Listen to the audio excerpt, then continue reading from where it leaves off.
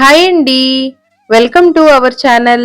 ఈరోజు మన వీడియోలో అప్పటికప్పుడు చాలా సింపుల్గా తయారు చేసుకునే మామిడికాయ తురుము పచ్చడిని చూపిస్తున్నానండి. మామిడికాయల సీజన్ వచ్చేసింది కదండి. ఈ మామిడికాయలతోటి ఇలా పుల్ల పుల్లగా కారం కారంగా తురుము పచ్చడిని తయారు చేసుకుంటే చాలా బాగుంటుందండి. ముందుగా మామిడికాయల్ని శుభ్రంగా కడిగి ఎటువంటి తడి లేకుండా తుడిచి ఆరబెట్టుకోవాలి.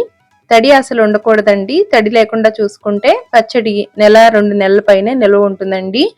ఇప్పుడు ఈ మామిడికాయని పెద్ద హోల్స్ ఉన్న గ్రేటర్ వెంపు తురుముకోవాలి. చిన్న చిన్న హోల్స్ ఉన్న వెంపు తురుముకుంటే మరీ ముద్దగా వచ్చేస్తుందండి తురుము అనేది. అందువల్ల ఈ విధంగా పెద్ద హోల్స్ ఉన్న వెంపు తురుముకోవాలి. ఒక కప్పు తోటి కానీ గ్లాస్ తోటి కానీ ఈ మామిడికాయ తురుముని కొలుచుకుంటే మిగతా దినుసులన్నీ ఎంతెంత వేయాలి అనేది తెలుస్తుందండి. ఇప్పుడు 3 కప్పుల మామిడికాయ తురుము వచ్చిందండి.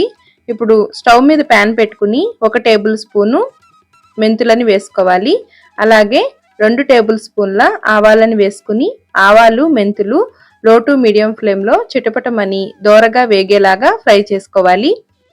మీరు తీసుకున్న మామిడికాయలు మరీ పుల్లగా లేనట్లయితే కొద్దిగా ఆవా మెంతి పిండిని తగ్గించుకుని వేసుకోవచ్చండి. ఈ విధంగా ఆవాలు మెంతులు చిటపటమనేలాగా ఫ్రై చేసుకున్న తర్వాత బాగా చల్లారనిచ్చి మిక్సీ జార్లోకి తీసుకుని ఎటువంటి పలుకులు లేకుండా మెత్తగా పొడి చేసుకోవాలండి. ఇప్పుడు స్టవ్ మీద ప్యాన్ పెట్టుకుని మనం ఏ కప్పు తోటైతే మామిడి తురుముని కొలుచుకున్నామో అదే కప్పు తోటి 1 కప్పు వేరుశనగ నూనె లేదంటే గానుగ నూనె అయినా వేసుకోవచ్చండి. నూనె వేడైన తర్వాత 10 నుంచి 12 వరకు వెల్లుల్లి రేకలని కొద్దిగా తలకొట్టి వేసుకుంటే పేలకుండా ఉంటాయండి. ఇప్పుడు 1/2 స్పూను ఆవాలు 2 ఎండుమిర్చిని ముక్కలుగా తుంచి వేసుకోవాలి. ఇప్పుడు ఇందులోకి కొద్దిగా ఇంగువ పొడిని వేసుకోవాలి. అలాగే 2-3 రెమ్మల కరివేపాకుని వేసుకుని ఫ్రై చేసుకోవాలి. ఇందులో మీకు నచ్చితే శనగపప్పు మినపప్పుని కూడా ఫ్రై చేసుకుని వేసుకోవచ్చండి. 3 కప్పుల మామిడికాయ తురుముకి 3/4 కప్పు కారాన్ని వేసుకోవాలండి. మీరు తినగలిగే విధంగా కారాన్ని అడ్జస్ట్ చేసుకుని వేసుకోవచ్చండి. అలాగే మీరు తీసుకున్న మామిడికాయ పులుపుకి తగినట్లుగా 1/4 కప్పు ఉప్పు వేసుకోవాలండి. మామిడికాయలు పుల్లగా లేనట్లయితే 2 టేబుల్ స్పూన్లు తగ్గించుకుని వేసుకోండి. మిక్సీ చేసి పెట్టుకున్న ఆవా మెంతి గుండని వేసుకోవాలి. 1/2 టీ స్పూను పసుపుని వేసుకుని మొదట వీటిని బాగా కలిసేలాగా కలుపుకోవాలి. మామిడికాయలు ఎక్కువ పుల్లగా లేనప్పుడు ఉప్పు ఇంకా ఆవా మెంతిగుండ కూడా ఎక్కువ పట్టవండి, చూసి వేసుకోవాలి.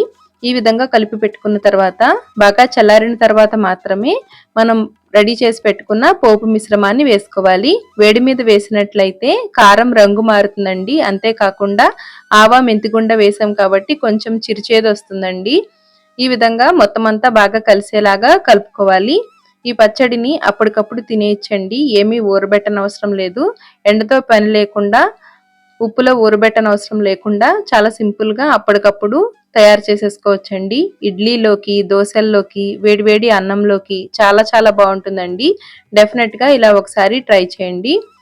తక్కువ టైంలోనే ఇన్స్టెంట్గా తయారు చేసుకునే ఈ మామిడికాయ తురుము పచ్చడిని మీరు కూడా ట్రై చేసి ఎలా వచ్చిందో కామెంట్ చేయండి. ఈ మామిడికాయ తురుము పచ్చడిని కోరుమాగాయ అని కూడా అంటారండి. చాలా బాగుంటుంది. మన ఛానల్లో మామిడికాయలతోటి చేసిన రెసిపీస్ ఉన్నాయి.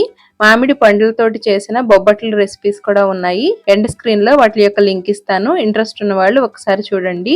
వీడియో నచ్చితే లైక్ చేసి మీ ఫ్రెండ్స్ అండ్ ఫ్యామిలీ మెంబర్స్కి షేర్ చేయండి. మన ఛానల్లో ఉండే వీడియోస్ని మీరు ఎప్పటికప్పుడు చూడాలనుకుంటే ఛానల్ని సబ్స్క్రైబ్ చేసుకుని పక్కనే ఉండే బెల్ బటన్ క్లిక్ చేసి ఆల్ వీడియో నోటిఫికేషన్ ఆన్ చేశారనుకోండి, నేను వీడియో పెట్టిన వెంటనే మీకు నోటిఫికేషన్స్ వస్తాయండి.